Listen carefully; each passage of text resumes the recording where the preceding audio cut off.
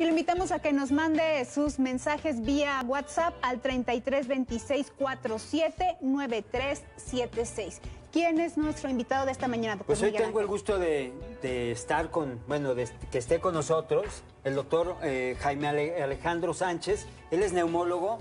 Bueno, tengo el gusto de trabajar con él en varios pacientitos que hemos tenido por ahí. Y pues bienvenido, Doc. Gracias, doctor. Y felicidades también. Gracias, ya sé, igual. Felicidades. Un día para festejar, gracias. ¿Sí festeja usted?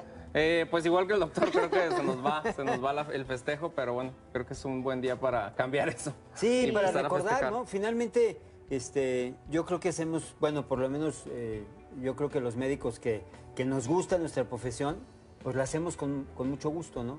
Sí. Y el hecho de que alguien te diga felicidades por lo que haces, pues eso da también gusto. O que se acuerden sus pacientes, ¿no? Sí. Sí. Que ya por años ya tal vez los dejaron de ver, que los atendieron en algún momento, pero recuerdan Sí que los sucede, sacó de alguna enfermedad al doctor y ahí les mandan mensajitos este Así día. es. Así es. Bien, pues asma, vamos a platicar de asma relacionado con las vías respiratorias, doctor.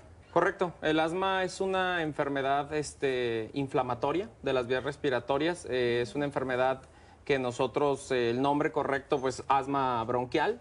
Es una enfermedad inflamatoria y crónica de las vías respiratorias que se define por una respuesta repetitiva de las vías respiratorias, de apertura y cierre de los tubos respiratorios. Eso deriva en sintomatología repetitiva, que puede ser tos, falta de aire, opresión en el pecho y silbidos. Las personas pueden definir ese síntoma de diferentes maneras, como sensación como de pitidos en el pecho, de sensación como de que le hierve el pecho a los pacientes, y estos síntomas se van presentando de manera secuencial en el día, dependiendo de si hay cambios de temperatura, exposiciones al polvo, y también depende de la edad del paciente, ¿no? Si estamos hablando de pacientes pediátricos, pues normalmente el paciente al momento de realizar, por ejemplo, un cambio de temperatura brusco, empieza con respiraciones aceleradas, empieza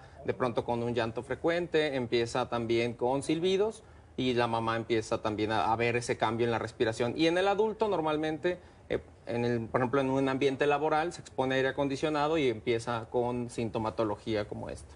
Ahora, Doc, ¿cómo estamos desde el punto de vista, digamos, normalmente pensamos más en niños, ¿no? Sí. ¿En qué edades se empieza a presentar este asunto? Sí, el asma bronquial es una enfermedad muy heterogénea, le llamamos, así se describe en la literatura, porque la edad de presentación no está bien definida. O sea, realmente es una edad... No hay un grupo de edad así exacto. específico. De hecho, no se puede diagnosticar asma antes de los 4 años.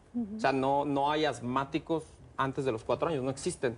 Las guías no te permiten diagnosticarlos. ¿Por qué? Porque esos niños pueden tener una reactividad del pulmón y presentar síntomas similares a los asmáticos, pero tú no les puedes realizar las pruebas respiratorias correspondientes porque son niños pediátricos que no obedecen una prueba activa. Entonces, hasta los 4 años se pueden hacer las Después de pruebas. los 4 años, Después. esos niños, muchos de esos niños, desarrollan una madurez inmunológica, desaparecen esos síntomas y se comportan normales. Ok. Muchos de esos niños continúan comportándose Como asmáticos, entre comillas. se les pues, realizan por lo pronto. pruebas correspondientes y efectivamente demuestras que tienen síntomas o mecánica asmática. Ahora, para definir asma yo ocupo 2 conceptos. Lo clínico que decimos los médicos, que es síntomas. El paciente me dice que tiene tos, falta de aire, opresión en el pecho y que se relaciona con eventos de cambios de clima, de humos, polvos, y que los ha tenido en varios episodios de su vida. Y que además yo lo tengo que complementar como médico con una evaluación mecánica. O sea, tengo que medir eso, tengo que comprobarlo. ¿Cómo lo compruebo? A veces es difícil. A veces la espirometría, que es un estudio donde yo pongo a soplar al paciente y medir cuánto aire saca. Que es la que no hacen los neonatos, los niños pequeños. Exacto, los niños pequeños no pueden hacer esa prueba. Y entonces yo puedo medir cuánto aire saca el paciente, le pongo un medicamento que la gente conoce muy bien, que es el salbutamol. Es un medicamento que se usa mucho. Claro. y eso abre las vías respiratorias en los pacientes asmáticos y cambia el pulmón, cambia, se abre, saca más aire y entonces eso es un pulmón que normalmente es un pulmón asmático. Cuando eso se presenta... Es una prueba diagnóstica. Es una prueba diagnóstica para asma. Cuando yo tengo esos dos conceptos, clínica más la espirometría, puedo estar muy seguro de que estoy frente a un asmático. Claramente, hay otras enfermedades dentro de ese espectro que pueden simular un asma. Un asma. Y que se pueden confundir, Sí, ¿verdad? sí, Los totalmente. papás y la automedicación Exacto. se puede dar. Correcto, por eso es muy importante cuando yo tengo una sospecha de que un paciente, ya sea pediátrico, adulto joven o un paciente geriátrico, anciano, tiene un evento de estos y yo empiezo tratamiento para asma o creo que es asma, lo importante es evaluar si mejora. Porque no hay mejor prueba diagnóstica en asma que la mejoría. Y la mayoría de los casos va a iniciar de niño y va a seguir con el asma de adulto, o tal vez de niño no pasó nada y de adulto se puede diagnosticar.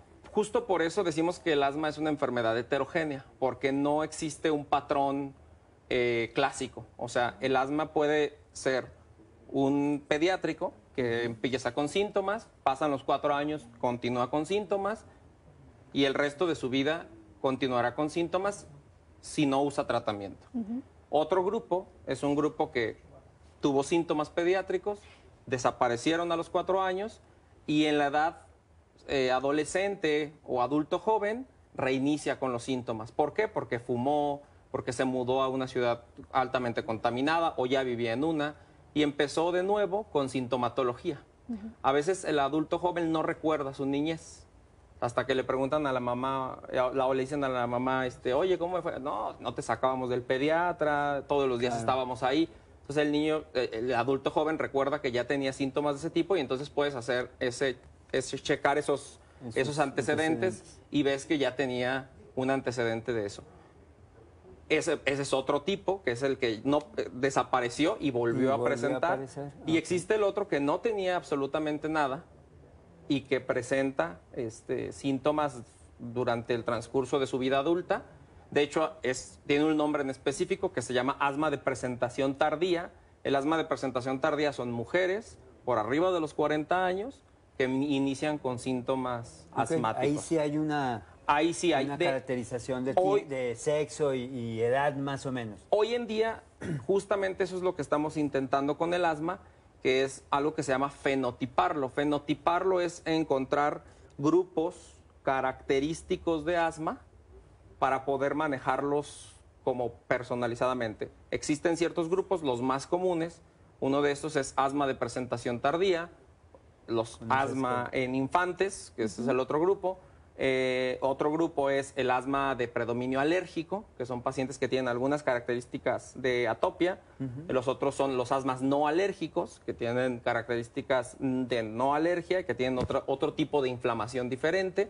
Y asma obesidad, que son pacientes que tienen obesidad y que además desarrollan en el transcurso cuadro asmático. Entonces, esos grupos específicos pues tienen ciertos manejos. Ya son varios. Sí. ¿Verdad? Y claro, cada sociedad científica ha intentado generar sus propios fenotipos. Los más reconocidos en las guías internacionales son estos. Y claro, son los que más nos ayudan al tratamiento del paciente. ¿Antecedentes en la familia se pueden presentar? ¿Hermanos, los papás? Sí. Tiene un componente genético muy importante. Casi siempre cuando uno interroga al paciente es muy importante investigar si en la familia hay pacientes que tengan diagnósticos de asma, que tengan episodios respiratorios no diagnosticados, porque muchas veces no se los han diagnosticado, pero dicen, no, es que a mi hermana le pasa que siempre que hay frío se pone mal, ¿no? Entonces ya tienes algún antecedente. No solo asma, rinitis, que son las inflamaciones cíclicas de la nariz, los pacientes que tienen atopia, que le llamamos atopia a los pacientes que todo les da alergia y todo les genera reacción, y pacientes que tienen reacciones, por ejemplo, con el jabón y todo esto que se empiezan a las manos a tener problemas. Bien, momento de irnos a la pausa. Regresando, abundamos en el tema de los síntomas, doctor, ¿le parece? Así es, me parece. Le parece muy bien, vámonos a la pausa. Comuníquese con nosotros, mándenos un mensaje vía WhatsApp al 3326 47 9376. La pausa, regresamos en un momento.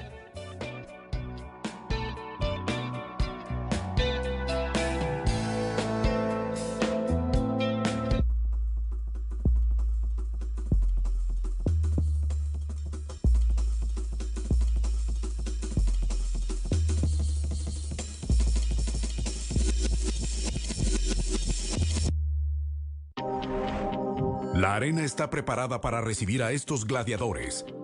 Una batalla por conocer al mejor cocinero del sol naciente. Iron Chef, una forma diferente de disfrutar la cocina. Martes y jueves, 6 de la tarde. Jalisco TV. Mi INE está hecho de las primeras voces que exigieron libertad de elección y de expresión. Está hecho de la fortaleza de quienes lograron sumar su opinión.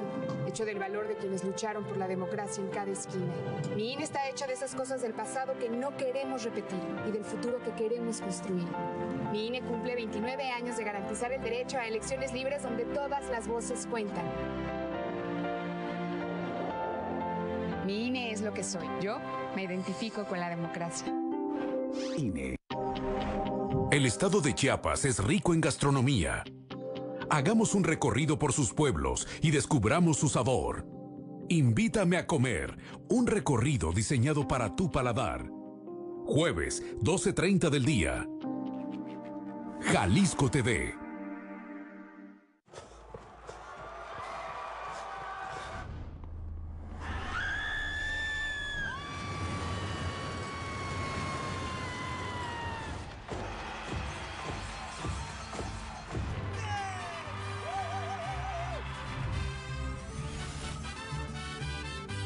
Es normal reírte de la nada.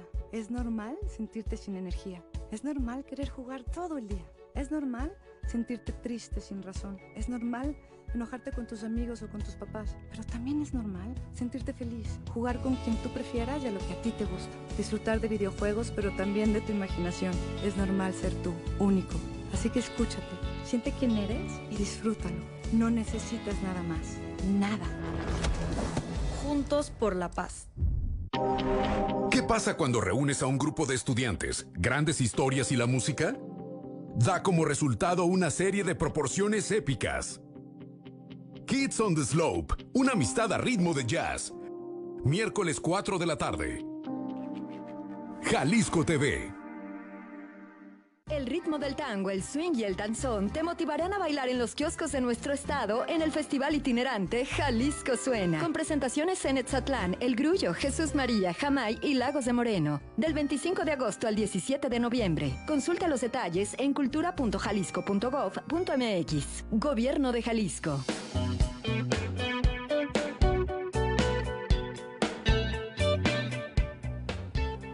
Bueno, regresando a este interesante programa, evidentemente como todos los días, ya me eché unas floresotas, ¿verdad?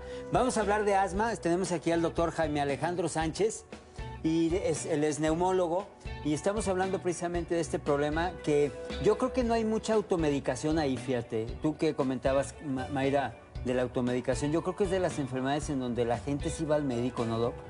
Digo, porque asma quiere decir no respiro y no respiro es igual a muerte, ¿no? Sí, creo que es una enfermedad. Por eso creo que se limita un poco la automedicación. Sí, yo pienso que sí. En general el asma es una enfermedad que tiene esos dos extremos, que está sobrediagnosticada y infradiagnosticada al mismo tiempo, ¿no?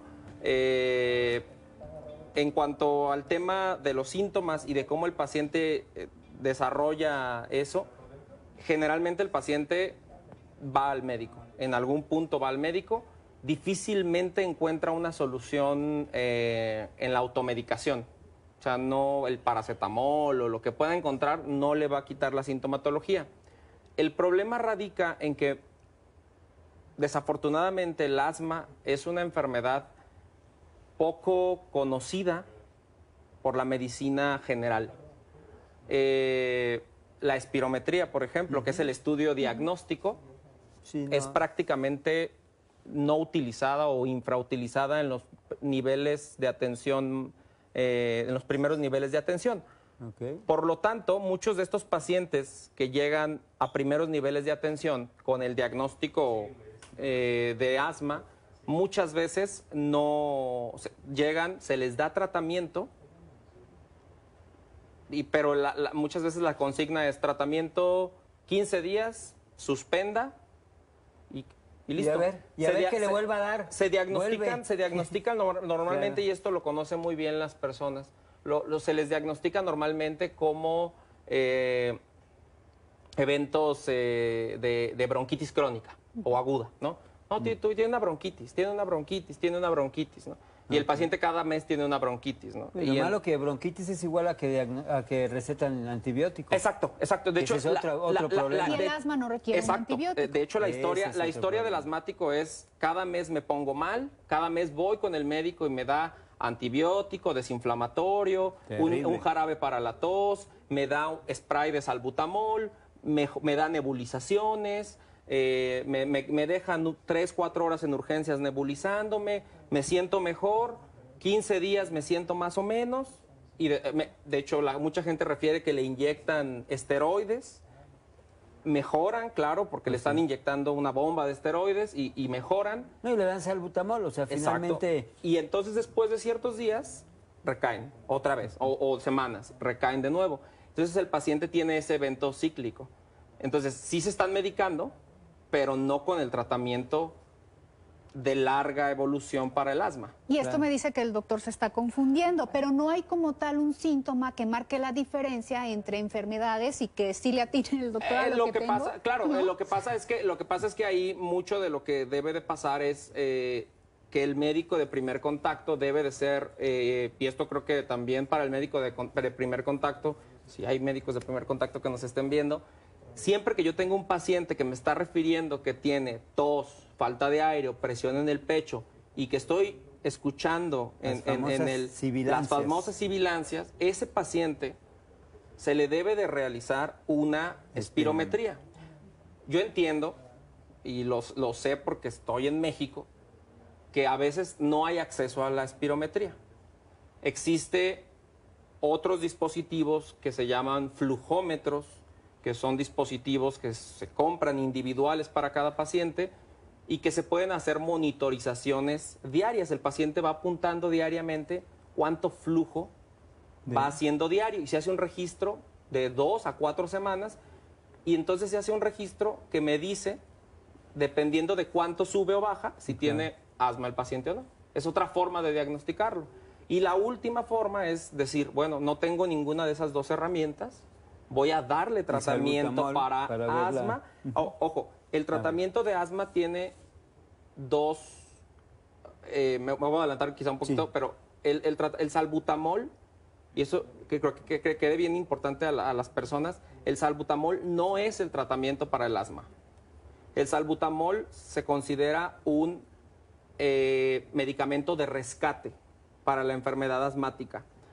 Si el paciente está muy mal, se está ahogando por el asma, yo administro salbutamol para abrir de manera rápida los bronquios. ¿Eso se le puede denominar una crisis? Exacto, cuando el paciente tiene crisis es cuando tiene en ese momento empeoramiento sintomático, tos, falta de aire y el paciente tiene síntomas como sibilancias. Ese momento, ese evento se conoce como crisis asmática o ataque asmático. Por eso se les pide que lo traigan en la bolsa. Sí. Exacto. Y entonces, el salbutamol funciona como un aliviador de síntomas, pero el tratamiento de largo plazo del asma son los esteroides inhalados. Los esteroides inhalados son, le llamamos los médicos, la punta de lanza del tratamiento antiasmático. ¿Por qué? Porque si estamos diciendo que el asma es una enfermedad inflamatoria, yo tengo que dar un desinflamatorio, que es un esteroide inhalado. Si yo no doy un esteroide inhalado, la inflamación a nivel pulmonar persiste y continúa, aunque el paciente no tenga síntomas. ¿Y se tiene que dar de manera permanente o por una temporada y se suspende? Las recomendaciones son que el tratamiento se debe de dar a largo plazo. ¿Qué es largo plazo? Por vida.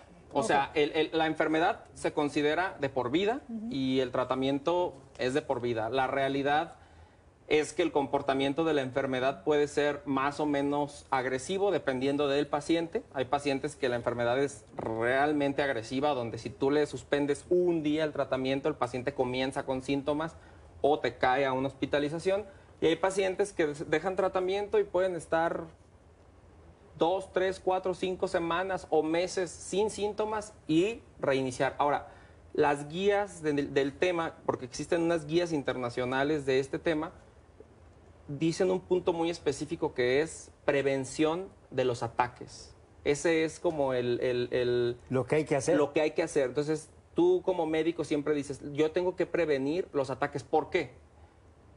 Porque es mejora calidad de vida del paciente, es la mejor forma de ahorrar dinero para un sistema de salud, que no llegue el paciente a hospitalizaciones, y porque eso evita muertes por asma. Entonces, la única forma de evitar que el paciente llegue a un ataque es darle tratamiento continuo con los esteroides. Si yo no doy tratamiento continuo, o sea, si el paciente se siente bien y suspende, lo más probable es que se va a volver a inflamar y la próxima vez que llegue al hospital llegará con una crisis, que puede ser más o menos grave.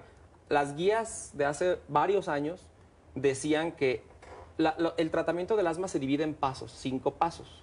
Dependiendo de la gravedad de la enfermedad, vamos escalando paso 1, paso 2, paso 3, paso 4, paso 5. Y la guía nos va diciendo qué tratamiento tenemos que ir escalando.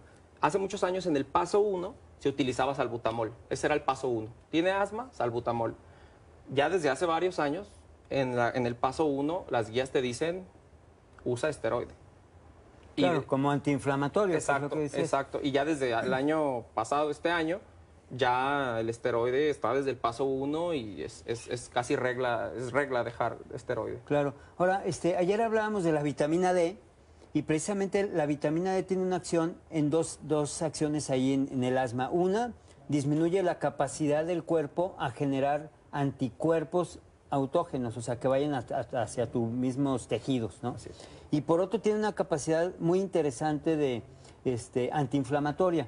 No, evidentemente sé que no están en las guías, porque sí, ya lo sé, pero nunca no has utilizado o medido de menos la vitamina D. Digo, ahí te voy a dejar esa preguntita, porque es interesante. En las guías, en medicina respiratoria, la vitamina D la venimos siguiendo desde hace años, porque justamente desde hace años vemos que tiene efectos en la vía respiratoria y siempre se han hecho estudios. Incluso como antibiótica, ¿eh? Sí, sí, sí. O sea, genera una respuesta antibiótica. No es un antibiótico, pero genera una... Así es. Y se han hecho muchos estudios en el tema. A los pacientes que tienen neumonía, hay estudios donde se les suplementa con vitamina D. A los pacientes que están de pronto en terapia también hay estudios donde se les ha suplementado con vitamina D. Desafortunadamente, la mayoría de esos estudios, dado que son difíciles estadísticamente hablando, nunca se ha podido demostrar en esos estudios reales, pues de clínica, así un efecto claro pero como en muchas cosas en medicina que nosotros como médicos vemos que sí funcionan y a nivel de estudio es muy difícil demostrarlo. Claro. Lo que sí es que, por ejemplo, en la guía de EPOC, hay 2 guías para este tema. Hay una guía que se llama GINA, así se llama la guía de asma, GINA, y las guías de EPOC se llaman GOLD. Okay. En la guía GOLD sí manejan el tema de la vitamina D y dicen que en los pacientes con EPOC sí está recomendado medir en algún momento la vitamina D, y si está baja, sí está recomendado suplementarla porque sí tiene sus beneficios. En los pacientes con asma, probablemente también en algún grupo, de hecho hay pacientes que fumaron, que empiezan a solaparse el asma con el EPOC. El paciente que es asmático tiene 12 veces más riesgo de presentar EPOC.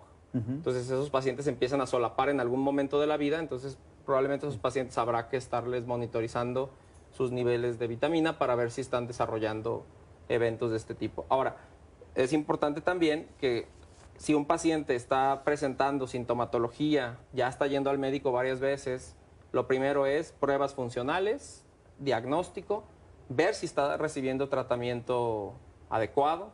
En el caso de los niños, definitivamente es importante decírselo también, pues, al público que existe ya Digo, los pediatras pueden ver ese tema perfectamente, pero en el tema neumológico existen neumólogos pediatras y neumólogos adultos. Es muy importante.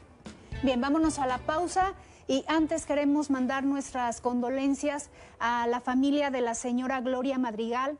La señora Gloria trabajó con nosotros aquí en el Sistema Jalisciense de Radio y Televisión. Sin duda, un momento difícil, así que mandamos un abrazo a toda su familia. Vamos a la pausa, regresamos en un momento.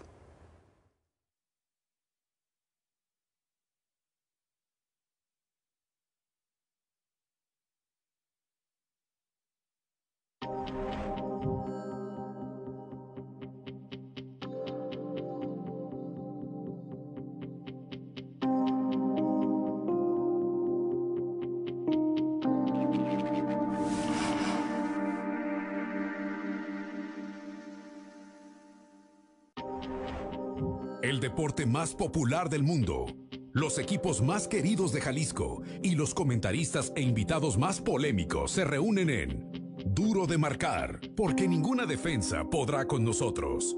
De lunes a viernes, 7 de la noche, Jalisco TV. En Jalisco TV, continuamos con paso firme en nuestra programación y tú has sido testigo de este cambio con la llegada de más y mejores programas que puedes disfrutar en todo momento.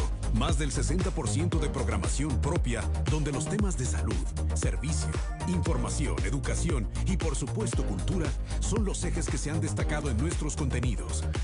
Seguimos trabajando con un solo objetivo, ser parte de tu preferencia y así, juntos, convertirnos en la primera televisión en Jalisco. Este es solo el principio, aún queda mucho por escribir y seguimos trabajando en esta nueva historia llamada Jalisco TV.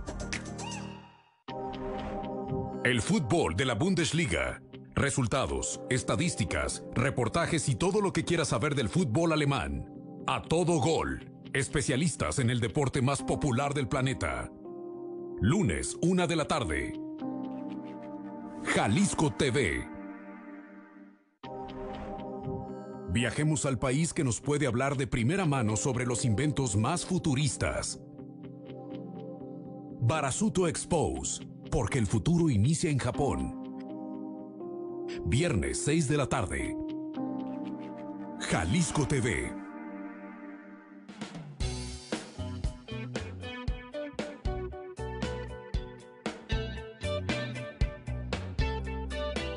Pues ya estamos aquí otra vez. Les recuerdo el teléfono del WhatsApp 3326 47 93 76. Recuerden que tenemos la repetición en la tarde, a las 2 de la tarde en televisión abierta en el 17.2 y evidentemente en YouTube y todas esas redes sociales. Twitter, Facebook. Todas esas en Jalisco TV. Jalisco TV. Esa es la referencia. Bien, seguimos platicando de asma y estos síntomas. Uno de ellos es la tos. Sí. ¿Tiene que ver si es tos seca, tos con flemas, alguna tos específica? Sí, de hecho el paciente asmático, la tos característica es tos seca. Es muy característico del paciente asmático. No es, en medicina tenemos una palabra muy rara que es patognomónico, que quiere decir que solamente es de esa enfermedad. No es solamente de asma y no quiere decir que solamente se presente así, pero en general es seca. Cuando el paciente ya presenta una tos productiva o con flemas, normalmente ya hay algo más. Ya puede haber cuadros infecciosos pulmonares, que puede ser un cuadro de neumonía, o cuadros de infección en vías respiratorias altas. Es importante decir que muchos de los pacientes que presentan síntoma de tos tienen además otras causas. La tos es multifactorial, casi nunca, bueno, en mi experiencia y en lo que se lee en la literatura, casi nunca es una sola causa de tos. Hay muchas. Reflujo, sensación de que se regresa el ácido, problemas rinosinusales, sinusitis, rinitis, inflamaciones, trastornos de lenguaje. Hay pacientes que de pronto tienen una forma de respirar al hablar o de mover su laringe muy equivocada y entonces generan de pronto trastornos de la movilidad y generan tos diversas. Y la otra es las enfermedades. Entonces, cuando yo tenga una tos y sea tos con flemas y además tenga silbidos y todo lo demás, tengo que pensar en asma, pero además tengo que pensar que quizás está complicado con algo alguna más. otra. Normalmente, los pacientes que yo veo en consulta, muchos, el síntoma que tienen, además, o la enfermedad que tienen, además del asma, son problemas de sinusitis. La sinusitis llega a complicar mucho los cuadros de asma. Son pacientes que se quejan mucho de obstrucción nasal, dolor en las zonas alrededor de la nariz, al momento de presionarse estas zonas alrededor de la nariz o la frente, presentan dolor a los movimientos de la cabeza, a la hora de abrocharse, por ejemplo, las agujetas de los zapatos, presentan dolor, molestias nocturnas, se acuestan y sienten cómo empieza a pasar moco y empiezan a generar tos nocturna, malestar general por varios días o semanas. Normalmente esos síntomas tienden a ser por asma. Existe una teoría dentro de la medicina respiratoria que es la teoría de la vía respiratoria única, ¿no? Que quiere decir que las vías respiratorias superiores e inferiores están conectadas, ¿no? Es una unidad. Es una unidad. Entonces existe un reflejo entre la vía respiratoria superior e inferior, donde si yo me inflamo demasiado acá arriba, voy a desarrollar síntomas abajo. Entonces hay pacientes asmáticos ya diagnosticados que de pronto desarrollan una sinusitis y desatan una crisis abajo. O hay pacientes que no tienen asma, pero están tan inflamados acá arriba que empiezan a tener algunos síntomas en vía respiratoria inferior. Hay que diferenciarlos bien. De todos modos, todos estos pacientes, al menos durante un tiempo, van a requerir medicamento inhalado tipo esteroide para mitigar los síntomas respiratorios. Dependiendo de la edad del paciente, yo tengo que pedir algunos estudios complementarios si sospecho algo más, ¿no? Si sospecho que la tos o los síntomas pueden ser por otra causa. Claro, aquí siempre hay que buscar otros síntomas, ¿no? Baja de peso, fiebre, malestar general, el tiempo de los síntomas, cuánto tiempo tienen desarrollándose los síntomas, los factores de riesgo del paciente, si fumó, si no fumó, si tiene algún otro tipo de exposicional el paciente, ¿no? Aquí en la zona de Jalisco tenemos los pacientes que están expuestos al humo de la leña, los pacientes que cocinan con humo de leña, los pacientes que fumaron, los pacientes que están expuestos a la quema de la caña. Hay mucha persona que estuvo expuesta a la quema de la caña. Las ladrilleras. Las ladrilleras, todas esas personas están expuestas, desarrollan síntomas similares a los que estamos diciendo. De hecho, probablemente alguien está escuchando y dice, yo tengo esos síntomas. ¿Por qué? Porque esos grupos de pacientes que estuvieron expuestos a humo de leña, ladrilleras o el tema de la quema de caña, desarrollan algo que nosotros en medicina conocemos como el EPOC, enfermedad pulmonar obstructiva crónica. La gente lo conoce como enfisema pulmonar, y ese tipo de enfermedad provocada por esos elementos provoca síntomas muy similares al asma, silbidos, pero la tos de esos pacientes es con flema. Ellos mucha flema. Sí, otra cosa importante que yo creo que hay que aclarar es que la tos no es la enfermedad. O sea, la tos es un reflejo que tiene el cuerpo para expulsar algo que nos está molestando en esa unidad del sistema respiratorio, ¿verdad? Así es, sí, correcto. Entonces, para tenerlo presente, así es, ¿no? sí. Yo, las personas, los pacientes a veces llegan a la consulta y lo primero que es, quíteme la tos, ¿no? Quítemela. Y a veces no es lo prudente. No es lo prudente, porque yo siempre hago una analogía y yo le digo, es como si tú fueras al mecánico y le dices, quítame el sensor, ¿no? Eso que está marcando ahí que está fallando el coche, quítamelo. No, oye, pero mejor te cambio el sensor. No, quítamelo. La tos es igual, ¿no? Si yo la quito, puedo estar apagando una alarma que me está diciendo que algo está mal. Entonces, yo no puedo quitar la tos hasta que esté seguro de que encontré la causa de la tos. Entonces, hay tos que es muy irritativa y muy molesta, pero si yo ya sé que es por el asma, ya la puedo quitar. Y está comenzando una temporada con las bajas temperaturas y que esto es hasta inicios de año, hasta febrero. Febrero probablemente. Febrero, marzo. Hasta marzo, sí. Es la temporada más complicada para estos pacientes entonces. Para un grupo de los pacientes de enfermedades respiratorias, sí, es la temporada más compleja. Uno, por la caída de las temperaturas. Dos, por las infecciones respiratorias aumentan en proporción. Y normalmente esto afecta a todo el grupo de pacientes con alteraciones pulmonares, dentro del que llegan los pacientes asmáticos, los pacientes con EPOC o enfisema, los pacientes que tengan fibrosis o algún tipo de otra enfermedad respiratoria.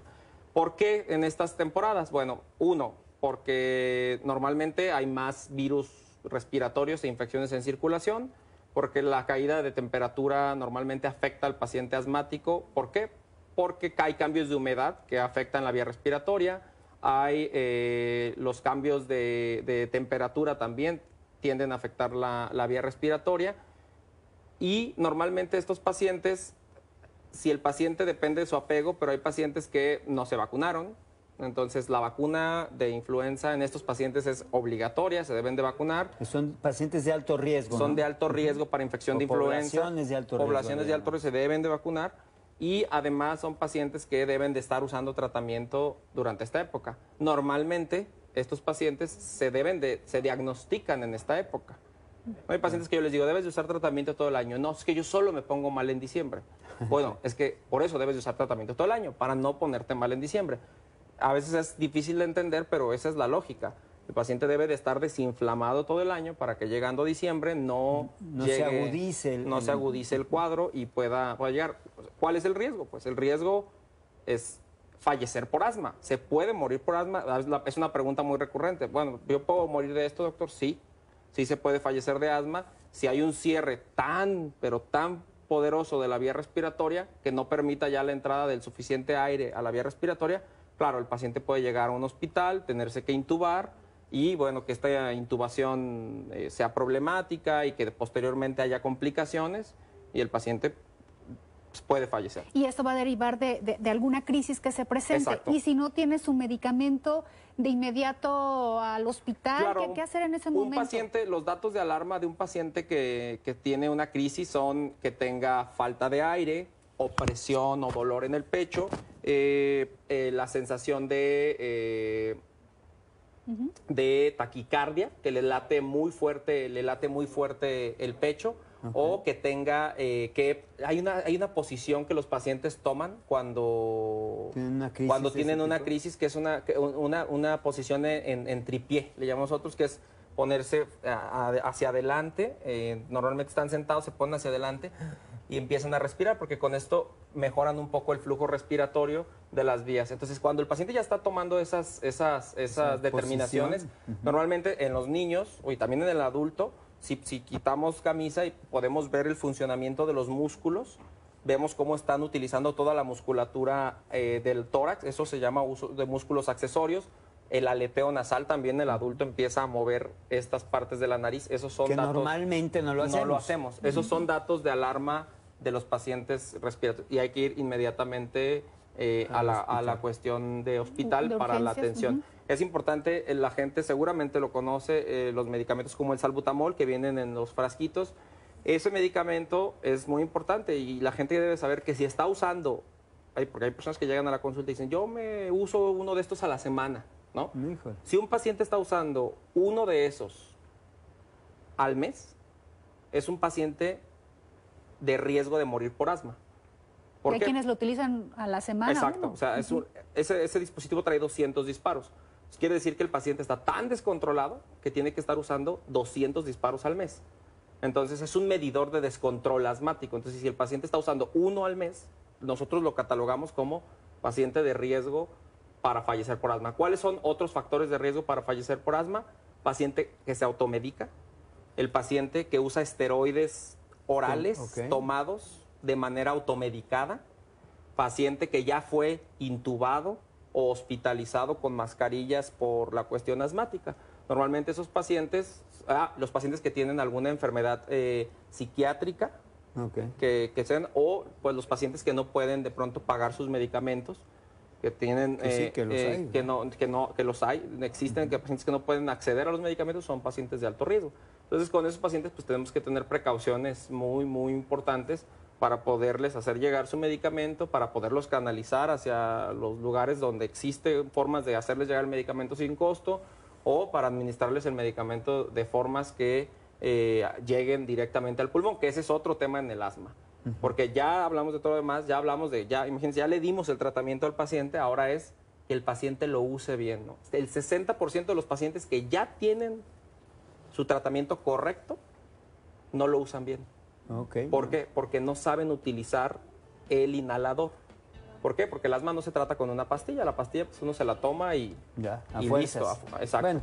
En cambio, el inhalador es otro tema. Bien, vámonos a nuestra última pausa. Aproveche estos minutitos para que nos mande sus preguntas, sus mensajes a través del WhatsApp al 33 26 47 9376. Regresamos en un momento.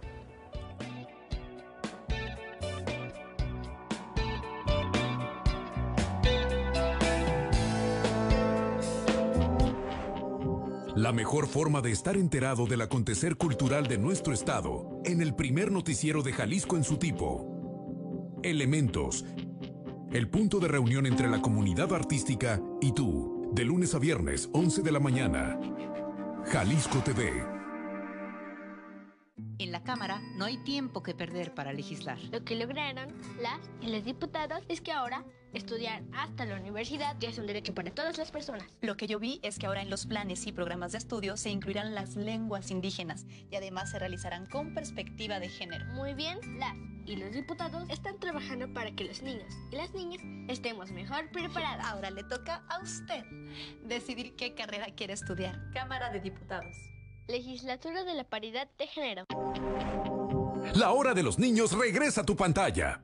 Aquí podrás aprender jugando. Vive junto a Lola, Abelardo y todos sus amigos aventuras increíbles. Plaza Sésamo. ¿Quién dice que aprender no es divertido? Lunes y viernes, 4 de la tarde. Jalisco TV. A los 15 años tuve un accidente y tomé rehabilitación. Estudié ingeniería y desarrollé un sistema para silla de ruedas controlado desde un celular. Llevo 15 años preparándome para ser independiente. Derecho a la accesibilidad. Yo ya estoy lista. ¿Y tú? Conoce sus derechos y actúa. Fundación Teletón. La cocina de Jalisco está llena de historia y sabor. Hagamos un recorrido por todos los colores y sabores que la componen. De chile, mole y pozole, un programa con buen sabor. Viernes 12:30 del día. Jalisco TV.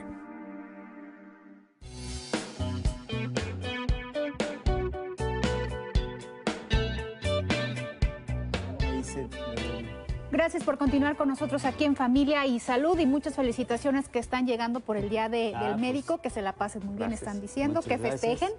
Vamos que no dejen de lado el ya festejo. Quedamos, ya La quedamos. recomendación de nuestros televidentes, hay que hacerles caso. Vamos festejen. a festejar, tiene razón. Y también hay preguntas. Adriana Ledesma González señala que su hijo tiene 17 años y que en el Seguro Social le dicen que es asmático porque se enfermaba demasiado de la garganta. De pequeño nunca lo mandaron a realizar un estudio como el que están señalando, no lo mandaron con el neumólogo. A ver, de entrada, ¿es el especialista que debe hacer el diagnóstico? El médico general tiene la capacidad de hacer el diagnóstico si hizo su interrogatorio de manera adecuada, si juntó los criterios para hacer su exploración. Su exploración y su historia clínica. No necesariamente se tiene que ir con un neumólogo para hacer el diagnóstico, a menos que se tenga dudas o que persista ya iniciado el tratamiento del paciente. Por ejemplo, en este paciente que no se realizó espirometría, puedo entender por qué no se realizó la espirometría. Es un tema más de cuestión de índole administrativo que una cuestión de otro tipo. Aquí el tema es que si ya se le inició tratamiento y se le quitaron esos cuadros, lo más probable es que sí estemos frente a un cuadro asmático. Porque dice que de pequeño se enfermaba demasiado de la garganta. ¿También es este síntoma, la garganta?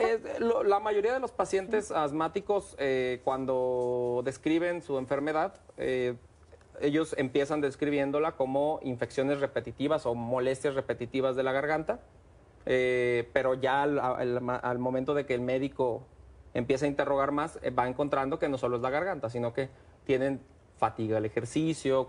De hecho, uno de los grandes síntomas del asma es que el niño, por ejemplo, o el joven, dices que, oye, juego fútbol y se termina mucho más cansado que sus compañeros. Cambio, exacto. Pide mucho más cansancio que sus compañeros. De hecho, una forma de diagnosticar asma es hacer una prueba que se llama prueba de broncoprovocación con ejercicio. ¿Como de resistencia? Exacto. Ponemos a hacer al paciente. La banda, como cardiólogos que los... Ponemos a hacer ejercicio al paciente y le empezamos a hacer espirometrías.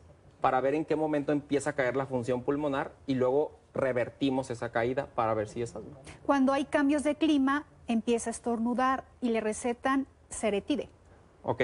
El Ceretide es un medicamento que efectivamente es un controlador de asma, es un medicamento que se utiliza para el control de la enfermedad, hay diferentes dosis, dependiendo también qué dosis le estén dando, hay que ver que la dosis sea la correcta. Este medicamento debe de usarse cada 12 horas siempre.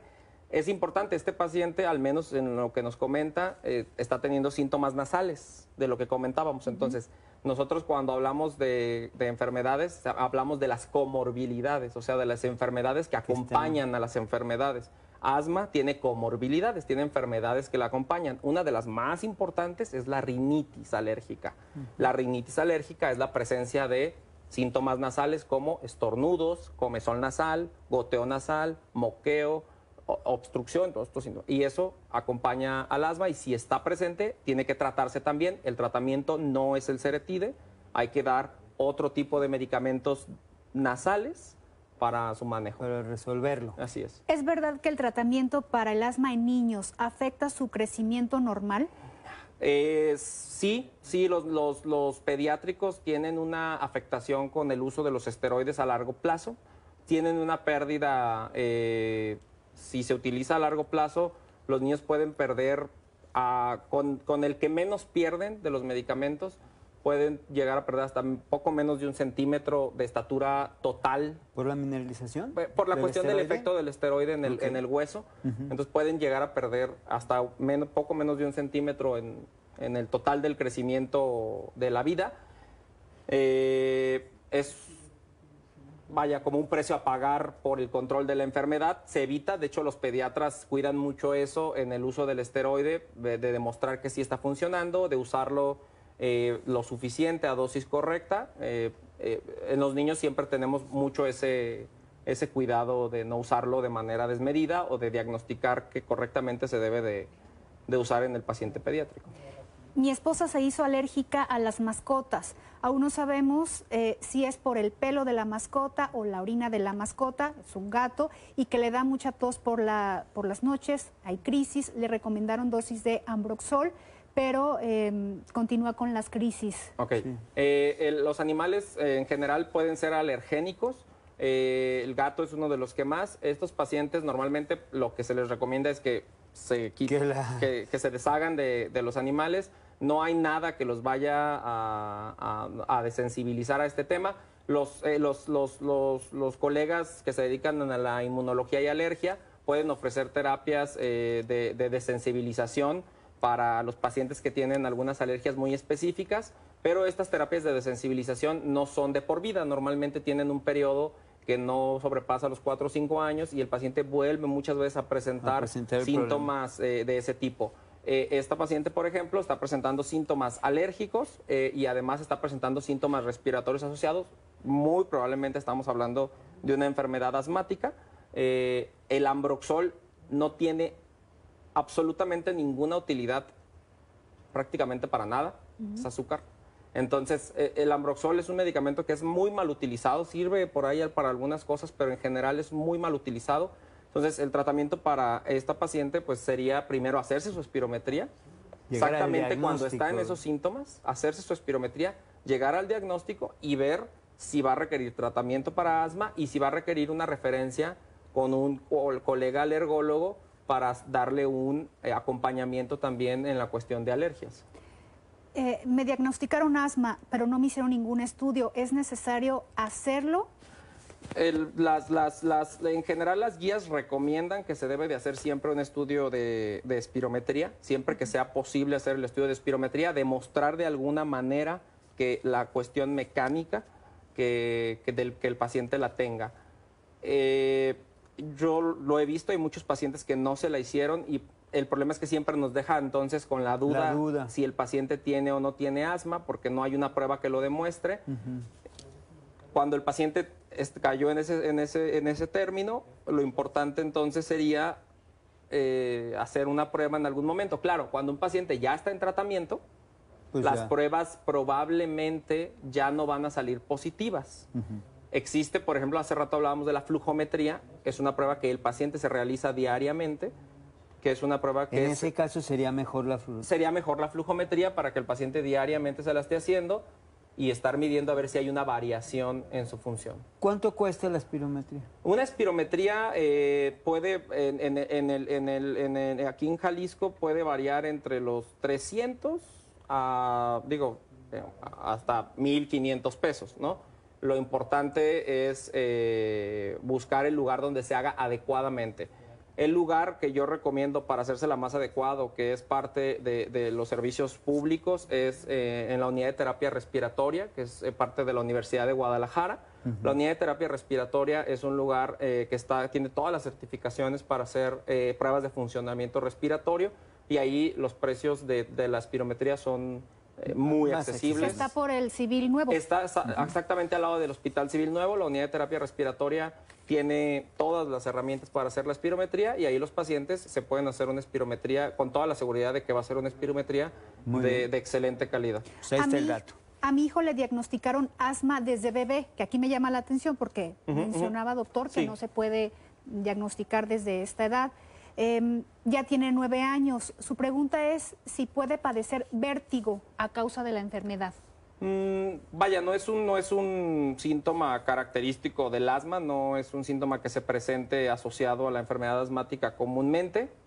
Normalmente, si aparte del asma tiene vértigo, hay que buscar alguna otra causa del vértigo. El vértigo es otra enfermedad aparte, es un síntoma aparte que hay que investigar aparte. Normalmente el vértigo tiene... Sí, se podría relacionar más con infecciones de vías respiratorias altas, en donde incumbe el oído y poner una secuela de esas enfermedades. Así es. Habría que ver. ¿Por qué el Ceretide se debe utilizar siempre?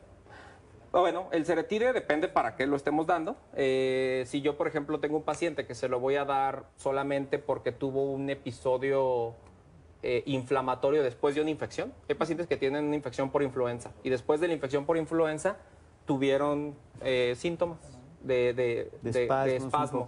Le puedo dar ese medicamento, que no es el único. Ceretide es de los medicamentos quizá un poco más antiguos que existen para la enfermedad. Es el que en la medicina pública se administra más.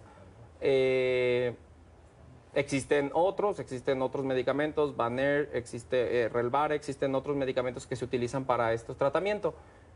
Pero cuando lo doy para asma, pues la lógica es que el tratamiento es de por vida, que la enfermedad es de por vida. Y entonces, bajo esa lógica, el tratamiento de Ceretide o de este medicamento, que la fórmula es salmeterol-fluticasona, ese medicamento entonces tendrá que ser de por vida. El manejo del salmeterol-fluticasona o de la budesonida o del bilanterol, que son todos los medicamentos que son esteroides, es que yo los vaya tratando de reducir de dosis. O sea, yo di una dosis inicial y voy tratando de reducir conforme el tiempo esa dosis hasta la mínima necesaria para que el paciente permanezca asintomático, sin síntomas. Eso puede tardar, esa caída del manejo puede tardar hasta más de un año. De hecho, el paciente se debe de quedar con la dosis inicial 1 año y después de eso intentar cambios. Si es que el paciente no presentó ningún problema en el primer año. Si no hubo alguna crisis. Exacto. Que ya nos quedan 2 minutitos, pero a ver, ¿qué pasa cuando hay un caso de asma en casa, sobre todo en niños? Hay una sobreprotección también con los papás, mamá, papá, que ponte suéter, que aquí hay polvo, Claro. que no corras. Sí, bueno, yo pienso que en los niños lo que tenemos que hacer primero es, si es un tema asmático, si son niños mayores de 4 años que ya se les hizo el diagnóstico, lo primero es que el papá no le tenga miedo al medicamento, que se lo administre, porque pues, el niño no puede estar limitando su vida por eso. La principal afección del asma es a calidad de vida. O sea, el niño se siente limitado y se siente... se siente sentado. Exacto. Y el adulto igual, no sale, ya no puede ir, ya no puede salir. Entonces, lo primero es quitar esas limitaciones, dar el medicamento. Claro, hay que vacunar al pediátrico y al adulto, hay que tener ciertos cuidados, no exponer a humos, no exponer a polvos de manera excesiva, ¿no? Pues claro, si de pronto está en una sala de fumadores, pues tratar de no entrar a esa sala de fumadores porque me puedo exacerbar. Esa sería como la recomendación. Si el niño está teniendo ya una crisis como tal, claro, tengo que tener un plan. De hecho, en el manejo del asma existe algo que se llama plan de acción. que es tener un plan para cuando yo ya tengo una crisis poderme tratar yo solo antes de ir al médico. Bien, pues estamos llegando al final. Gracias por habernos acompañado. Muchas gracias, A usted, doctor. Gracias. Estamos viendo. Doctor.